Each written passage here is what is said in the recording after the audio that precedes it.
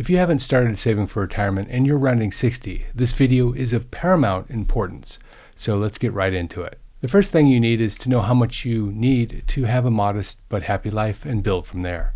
I always find it frustrating when I read an article or watch a video that talks about something like, say, how to successfully save for retirement without defining what success actually means. It happens all the time, by the way. It's a media trick. For example, I received an email yesterday that said, how much does it cost to install solar on your home? Then, upon reading the article, I read that trees are bad for solar, how much solar can save you in electricity bills, and why different parts of the United States generate better or worse solar outcomes. But no mention of the cost of solar for my home. Costs and savings are cousins, but they're not twins, and that article would have been called bait and switch 20 years ago. Now it's just called spam.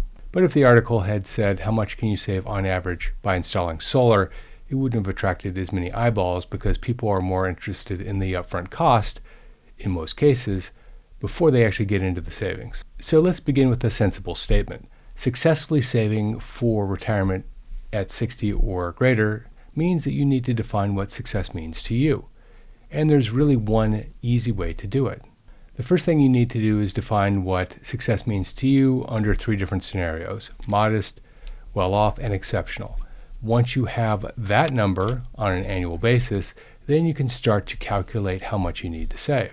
All these numbers are before tax because, frankly, I don't know what your tax rate is, so you'll have to adjust these accordingly. So modest. This means that all of your basic expenses are taken care of and you have a little extra money for some things that make you happy. And for reference, the 7 most common areas where people do spend their money include food, rent or mortgage, taxes, utilities, transportation, healthcare, and other. Other includes things like insurance. If you have property taxes, it's a separate tax category outside of income tax. Once you have your minimum income needs for the year, start to subtract off things that are already available to you. Social Security, if you have a pension, interest or dividend income if you do have investments. You get the point. Now, once you have all of that, divide what's left over by 12, and this gives you the minimum you need per month to live in retirement. Now you have your gap on an annual and on a monthly basis. Both of these numbers are important for what we're going to talk about next. So first, let's talk about your gap. This is the number that is the difference between what you have coming in this case, let's talk about it annually, and what you actually need annually. That difference is potentially a pretty big number if all you did was say, I'm going to start saving as of right now, and I need all of that funding before I retire in just a few years, starting with 0. Don't despair. The number you're going to see in just a minute isn't the final number. This is why you need the monthly number, because there are some things you can do that will help mitigate the size of what comes next. Take your annual shortfall and divide that number by 4%.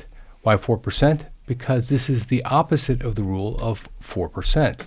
This is the number you need to take today's needs plus inflation in the future and feel comfortable that you're going to achieve that outcome, assuming you have a 50-50 mix in investments between fixed income and equity. If, for example, you found that you needed $10,000 more per year than what you have coming in with your Social Security, dividends, interest income, and pension plan, then $10,000 divided by 4% is $250,000.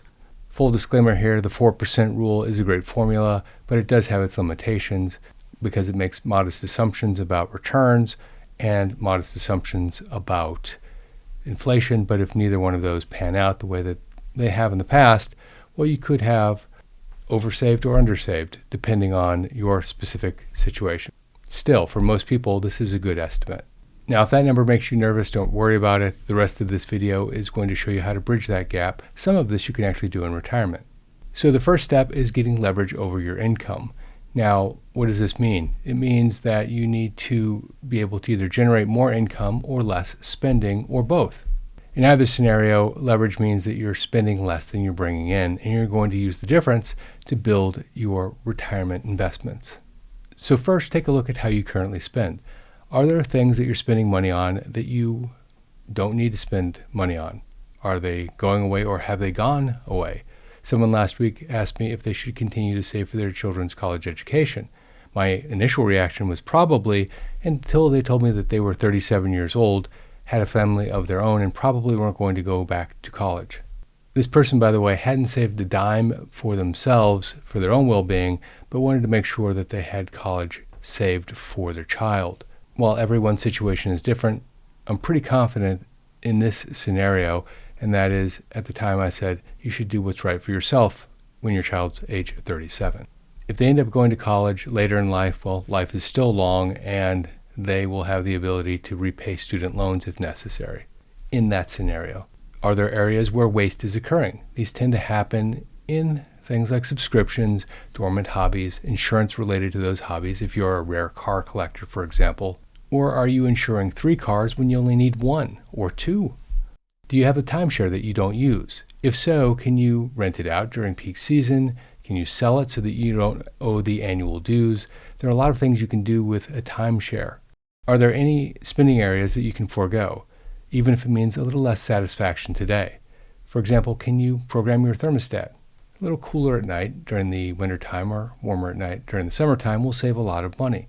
Can you pay cash instead of use your credit card? By the way, on this second point, spending cash tends to make shopping a little bit more fun in many cases. If you go to the grocery store and you peel off $3 $50 bills and you hand that money to the cashier, it feels better than paying for the same purchase, even if it's the exact same amount, on your credit card, for a lot of people anyway.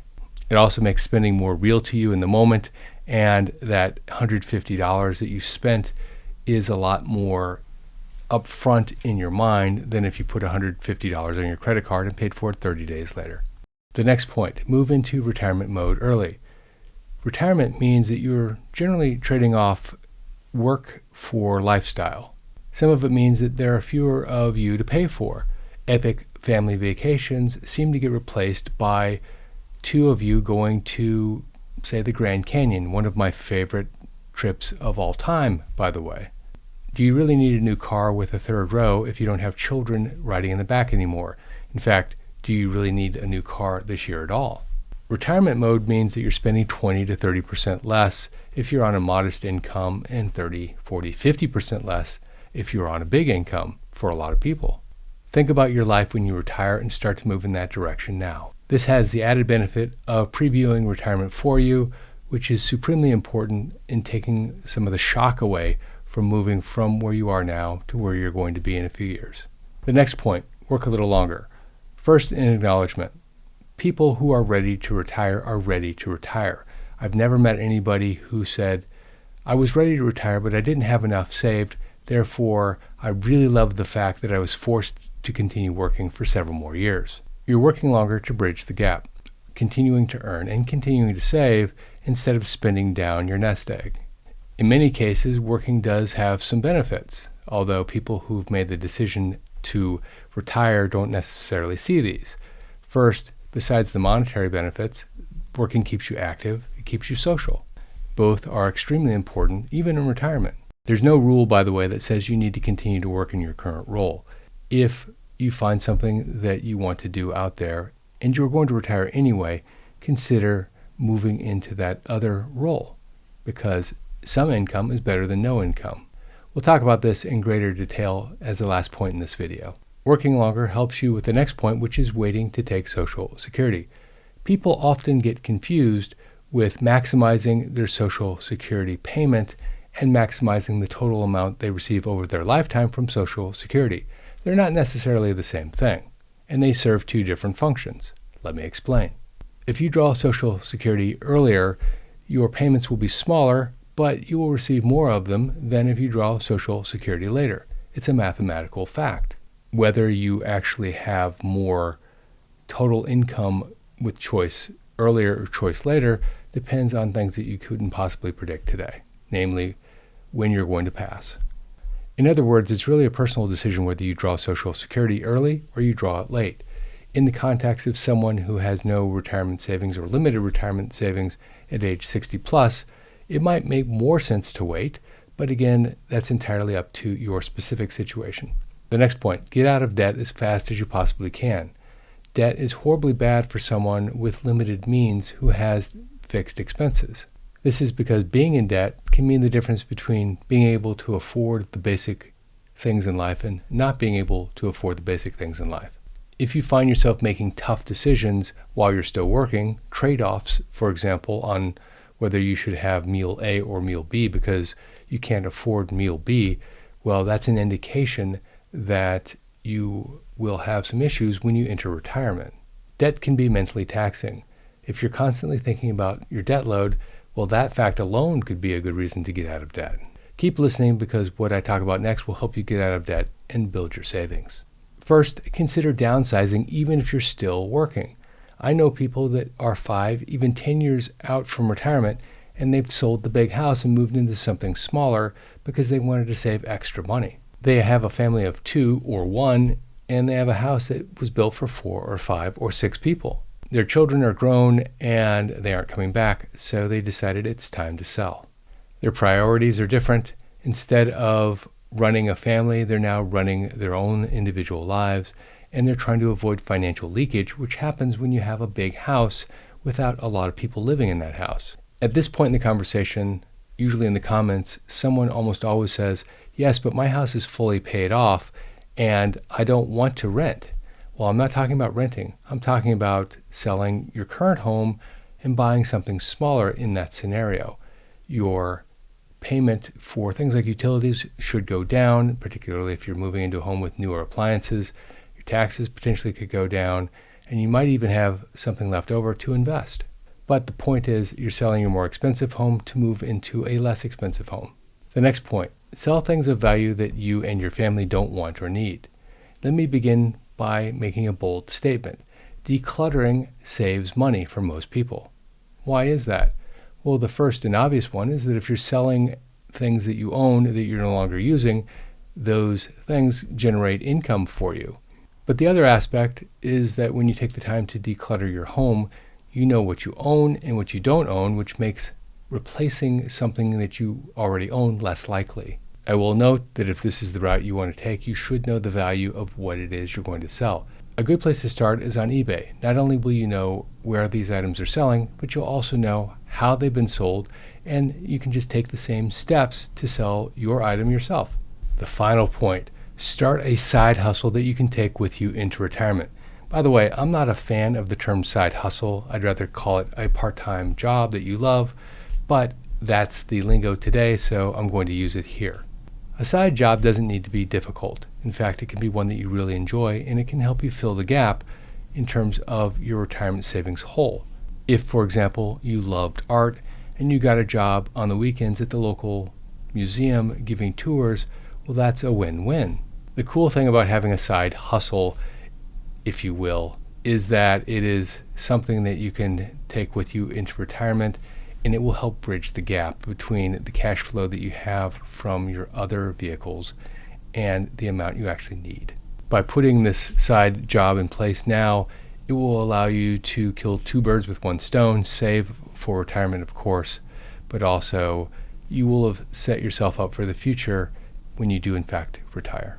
There are a lot of these side hustles out there, in fact, literally hundreds of them that you probably qualify for. In fact, I did a video called 10 Really Fun Retirement Side Hustles.